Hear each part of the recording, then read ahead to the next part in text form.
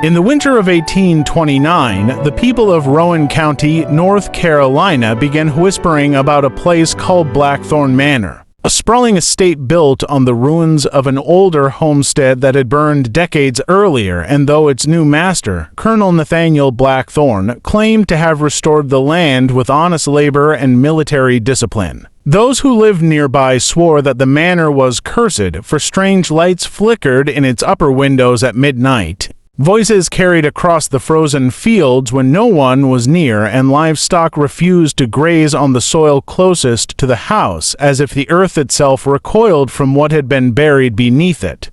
The colonel, a tall man with a soldier's bearing and a reputation for severity, had returned from campaigns in Florida with wealth and scars, but also with secrets, and when he married the young widow Eleanor Price, whispers grew louder because Eleanor was known for her intelligence and her quiet defiance of social norms. And together they seemed to form a union that was less about love than about power, a union that concealed something darker than anyone could imagine, for beneath the manor lay a cellar carved deep into stone, a chamber older than the house itself, where the colonel and a circle of men known as the Conclave of Ashes gathered to perform rites they claimed bound prosperity to their families. Rites that mixed fragments of European mysticism with fragments of African traditions stolen from enslaved people, and though they cloaked their actions in secrecy, Eleanor discovered them one night when she followed her husband down the hidden stair. And what she saw shattered her understanding of the world, for the men stood around a stone altar, chanting words that made the air vibrate.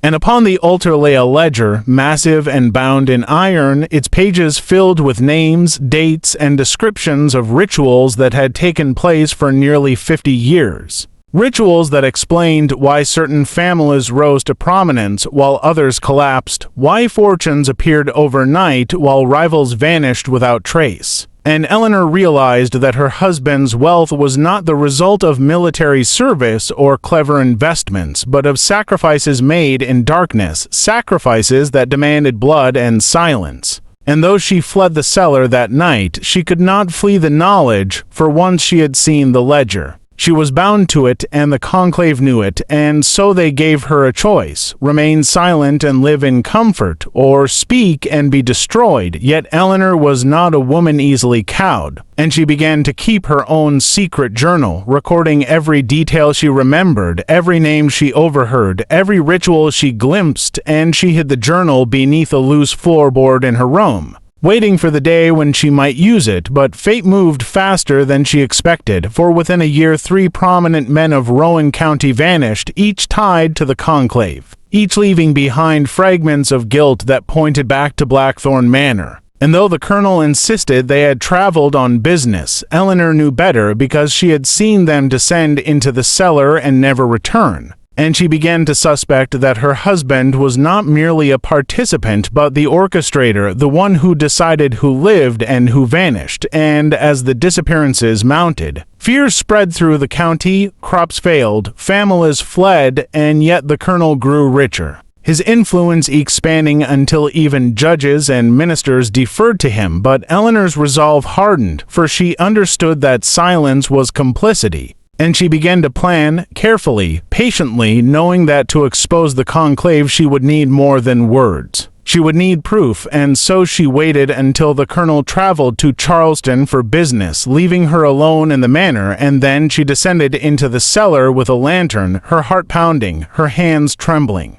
And she found the ledger upon its stand, massive and terrible, its pages filled with meticulous handwriting that documented every ritual since 1782, every sacrifice, every name, and she realized that if she could remove it, she could destroy the conclave forever. But the ledger was heavy, bound with iron clasps, impossible to carry alone, so she copied as much as she could into her journal, page after page, until her fingers cramped and her lantern burned low. And when she returned to her room, she hid the journal once more, knowing that she now possessed a weapon more powerful than any musket or sword. Yet she also knew that discovery would mean death, and so she played her role carefully, smiling at dinners, speaking politely to guests, pretending ignorance. While inside, she burned with rage, and as months passed, she began to notice something else. The colonel was changing, his eyes hollow, his temper short, his body weakened, as if the rituals that gave him power were also consuming him, and Eleanor wondered if the Conclave's pact demanded not only sacrifices from others, but eventually from themselves. And when another disappearance shook the county, the banker Jonathan Hale, whose debts tied him to the colonel, Eleanor decided the time had come to act. And she confided in one person she trusted, a house servant named Miriam, who had served her since childhood, and together they devised a plan to smuggle the journal to a sympathetic lawyer in Raleigh, a man known for opposing corruption. But before they could act, the colonel discovered Miriam in Eleanor's room. And though Eleanor tried to intervene, Miriam was taken, accused of theft, and vanished into the cellar, never to be seen again. And Eleanor's grief turned to fury, for she realized that silence had cost her the life of her only ally, and so she resolved to strike openly, to expose the conclave no matter the risk. And she waited until the colonel hosted a grand gathering at Blackthorn Manor, inviting judges, ministers, and planters, all members of the conclave, and during the feast, Eleanor rose, her voice steady, and she declared that she possessed a journal documenting every crime committed by the men in that room, every ritual, every disappearance, and though laughter rippled through the crowd, she saw fear in their eyes, for they knew she spoke truth.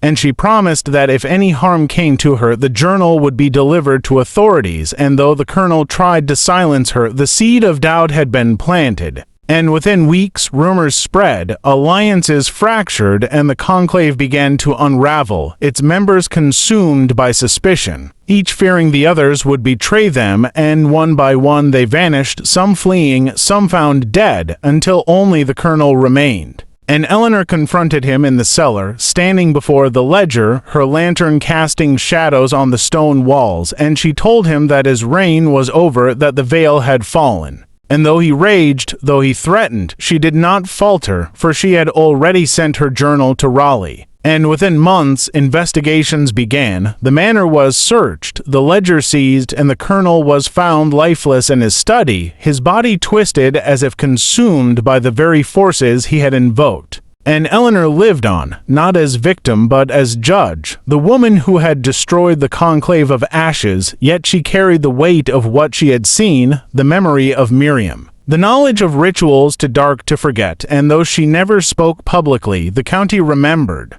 Whispering of the widow who defied the conclave, the woman who turned secrets into weapons, and they said that when the wind moved through the pines near Blackthorn Manor, you could still hear her voice, warning that power built on blood will always collapse, and that the past is darker than anyone dares to admit. And so the legend of the widow's pact spread, carried from Rowan County to Charleston, to Savannah, to New Orleans, until it became part of a hidden history. A reminder that beneath the polished surface of Southern society lay shadows deeper than any grave, shadows that still linger, waiting for another keeper, another witness. Another voice brave enough to speak, and perhaps that voice is yours, listening now, wondering what truths lie buried in your own town, your own family, your own history, because the hidden dark world is not confined to one county or one century. It is everywhere, waiting to be uncovered, and if you want to know more, if you want to walk deeper into the shadows where secrets breathe and legends live,